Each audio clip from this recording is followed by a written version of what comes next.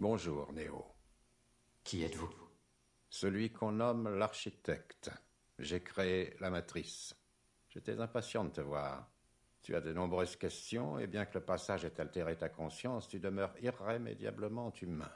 Certaines de mes réponses te sont par conséquent accessibles, mais pas toutes. Par corollaire, bien que ta première question puisse paraître la plus pertinente, il se pourrait bien que tu ignores qu'elle est aussi la plus hors de propos. Pourquoi suis-je ici? Ta vie est le reste d'une équation déséquilibrée inhérente à la programmation de la matrice.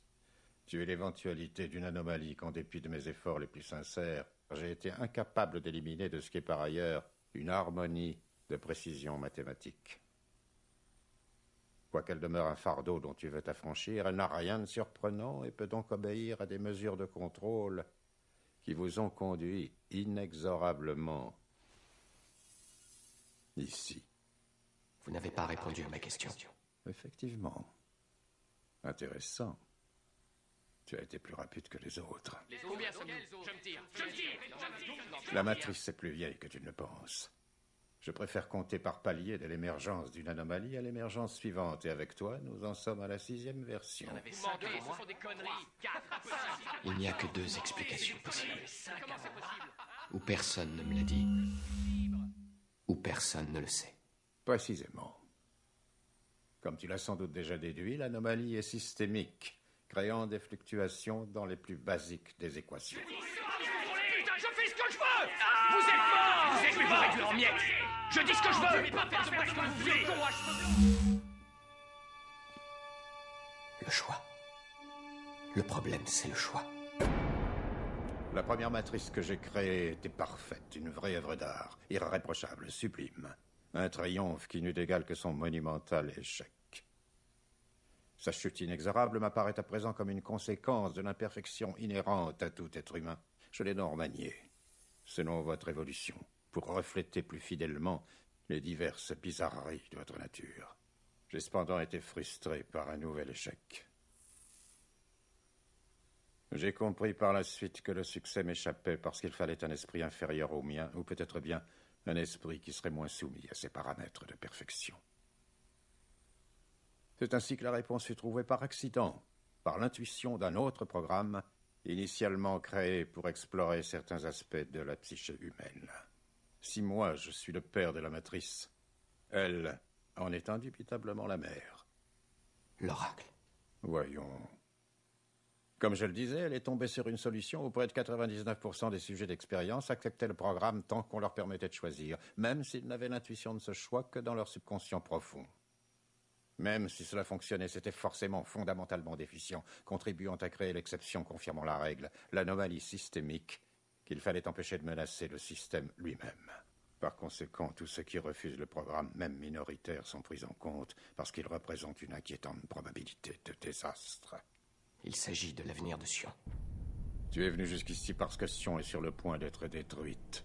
Les êtres vivants qui l'habitent exterminés, et jusqu'à son existence éradiqués. Connerie. Conneries! Le déni est la plus prévisible des réponses humaines. Mais sois sûr d'une chose. Ce n'est pas un problème, c'est la 6e fois que nous devons la détruire. Et nous avons appris à le faire avec une étonnante efficacité.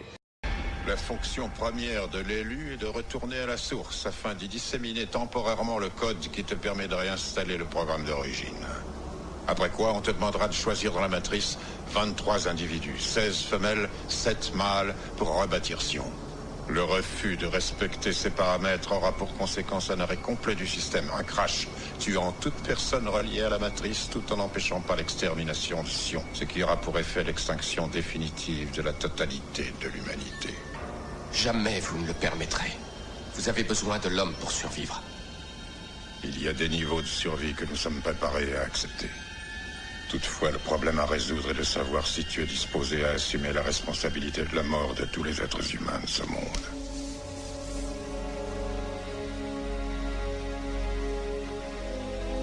C'est intéressant de lire tes réactions.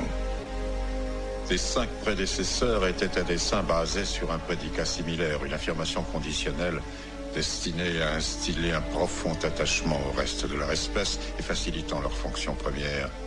Mais toute leur expérience se limita au niveau habituel, alors que la tienne est beaucoup plus spécifique vis-à-vis de l'amour.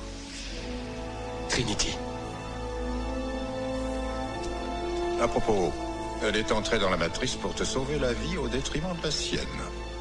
Non. Et voilà, nous en arrivons enfin au moment de vérité où tes défauts fondamentaux seront divulgués comme tels et ton anomalie révélée comme à la fois un début et une fin. Il y a 2 portes. Celle qui est sur ta droite conduit à la source et au salut de Sion. Celle qui est sur ta gauche te ramène vers la matrice, vers elle et vers la fin de ton espèce. Comme tu l'as dit justement, le problème c'est le choix. Mais nous savons déjà ce que tu vas faire, n'est-ce pas? Je vois déjà d'ici la réaction en chaîne.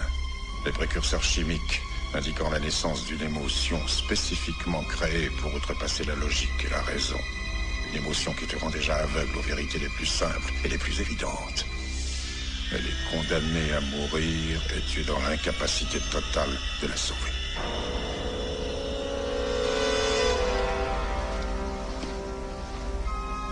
L'espoir, c'est la quintessence des illusions humaines, simultanément la source de votre plus grande force et de votre plus grande faiblesse. Si j'étais vous, je souhaiterais qu'on ne se revoie jamais. Aucun risque.